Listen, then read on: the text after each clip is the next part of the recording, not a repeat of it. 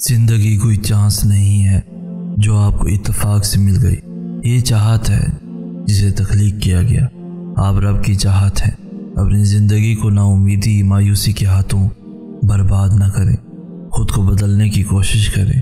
اگر آپ نے ایک لمحے کی مردہ دلی کو زندہ دلی میں بدل دیا تو فتح یابی ہے۔ مایوسی ایک جنگ ہے اور جیت آپ کی ہونی چاہیے، مایوسی کی نہیں۔ زندگی بڑی یا چھوٹی نہیں ہوتی، یہ ماضی اور حال بھی نہیں ہوتی، یہ کن ہے اور فیکون کی صورت میں ہمیں دھڑک رہی ہے۔ زندگی میں کوئی کام کریں یا نہ کریں، لیکن زندگی کو بیکار اور فضول سمجھنے کا کام کبھی نہ کریں۔ خوشی کو کسی بھی چیز سے منسلک نہ کریں، خوشی کو اندر سے محسوس کریں۔ خوشی پیسے میں، کامیابی میں نہیں ملے گی، ورنہ دولت مند لوگ سب سے زیادہ خوش باش ہوتے۔ زندگی میں مشکلوں کو موت سے تعبیر نہ کریں، ورنہ تکلیف میں مبتلا بچے کبھی نہ مسکراتے۔ دکھ اور تکلیف کو مایوسی کی دوا نہ دیں، بلکہ اسے اللہ کے قرب کی نشانی سمجھیں۔ جب بچہ صحت مند ہوتا ہے تو وہ کھیلتا کودتا ہے، جب بیمار ہوتا ہے تو وہ صرف ماں کی قربت چاہتا ہے۔ زندہ رہنے کے لیے کوئی بھی دن اچھا نہیں ہوتا، زندہ رہنے کے لیے ہر دن کو اچھا بنانا پڑتا ہے۔ دنیا میں گھومیں پھریں، ورنہ ان لوگوں کو دیکھیں جو آپ کے آس پاس ہیں۔ کوئی بھی پرفیکٹ لائف نہیں گزار رہا، ہر کوئی کسی نہ کسی تکلیف، پریشانی یا دکھ سے گزر رہا ہے۔ سقراط کا کہنا ہے، یا اگر سب انسانوں کی بدقسمتی کا ایک جگہ ڈھیر لگا دیا جائے تب بھی ہر انسان اپنی اپنی بدقسمتی ہی واپس لینا چاہے گا، اور یہ سچ ہے کیونکہ یہی حقیقت ہے۔ ہم کتنے بھی پریشان ہوں، ہم سے زیادہ پریشان لوگ دنیا میں ہیں۔ اس لیے اگر خوش ہونے کے لیے ویٹ کریں گے تو ویٹ ہی کرتے رہیں گے۔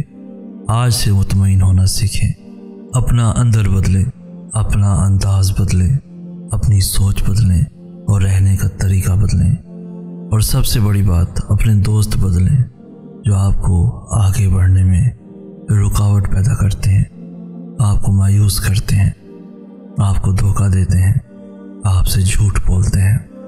اور وہی تو اللہ ہے، ہر چیز پر قادر، وہ جس کو چاہتا ہے اپنی جانب موڑ لیتا ہے۔ چپ چاپ کسی کو خبر بھی نہیں ہوتی، یقین مانو وہ بس ایک حکم دیتا ہے اور کائنات کی ساری طاقتیں متحد ہو جاتی ہیں۔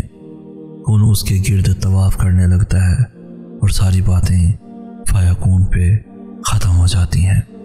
نصیب کسی نے کھول کر تو نہیں دیکھے ہوتے، وہ تو اللہ کے لکھے ہوتے ہیں، اور اگر کسی کے برے ہوں تو نصیب کبھی برے نہیں ہوتے کیونکہ وہ اللہ نے لکھے ہیں۔ اللہ زندگی میں درد دکھاتا ہے، اس کا یہ مطلب نہیں کہ ہمارا نصیب درد بھرا ہے، بلکہ اس لیے تاکہ ہم بہت ساری دعائیں مانگ کر اس اللہ سے اپنا نصیب خوبصورت لکھوا لیں۔ اور اللہ ایسا کیوں کرتا ہے؟ کیونکہ وہ ایسا انہی کے ساتھ کرتا ہے جن سے وہ محبت کرتا ہے۔ جب تم اللہ کی سوا باقی چیزوں میں اپنا سکون تلاش کرنے لگتے ہو تو وہ ان ساری چیزوں کو تمہارے ہاتھ میں تھما کر تمہیں بے سکون کر دیتا ہے۔ ہر شے کی تکمیل کے بعد بھی تمہیں اپنا آپ خالی سا لگنے لگتا ہے۔ پھر آذان کی آواز کانوں تک تو پہنچتی ہے مگر دل تک پہنچ نہیں پاتی۔ پھر نہ عبادت اس بے چینی کو ختم کر پاتی ہے، نہ سجدوں سے چین پڑتا ہے۔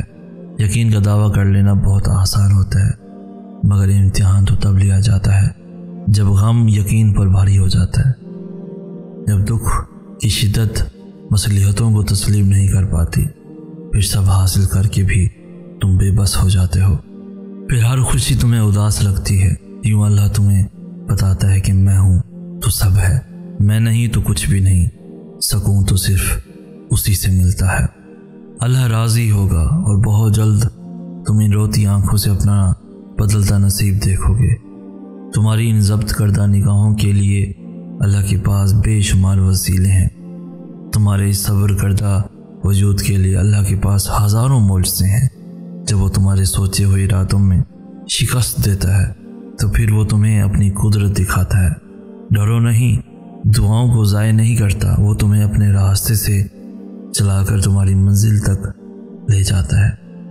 یہ دیری تو اس کی محبت کا نرالا سا انداز ہے جس کی بھا جائے اس کی آواز کو بار بار سننا چاہتا ہے۔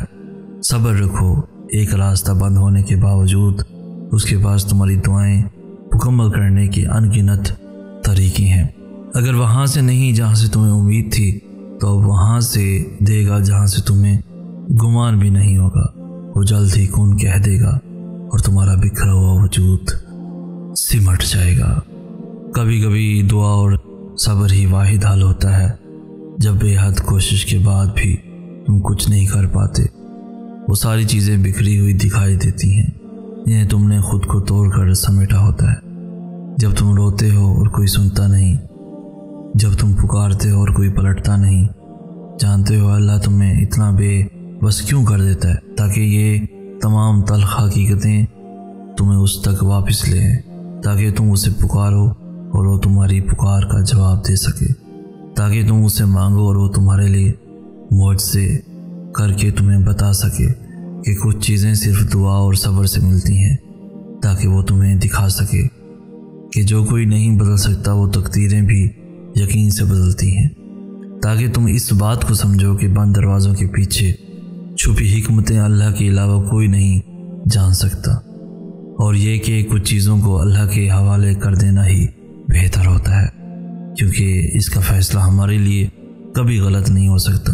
تم نے تو بس خاموشی سے اس کے کن کا انتظار کرنا ہے، ڈھیروں دعائیں کرنی ہیں، صبر کمانا ہے، کیونکہ کبھی کبھار دعا اور صبر ہی واحد حل ہوتا ہے۔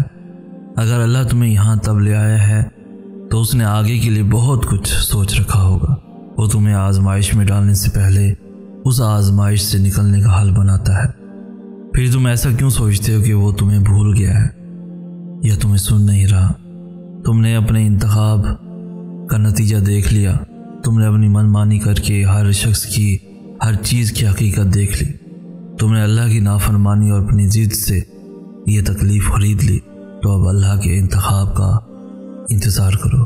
جو تحفہ، جو چیز اس نے تمہارے لیے رکھی ہے، اس چیز کا انتظار کرو، اور یقیناً اللہ کا انتخاب بے حد پرسکون ہوگا، جو تمہیں یہ بتائے گا کہ اختتام ایک نئی منزل کا آغاز ہوتا ہے۔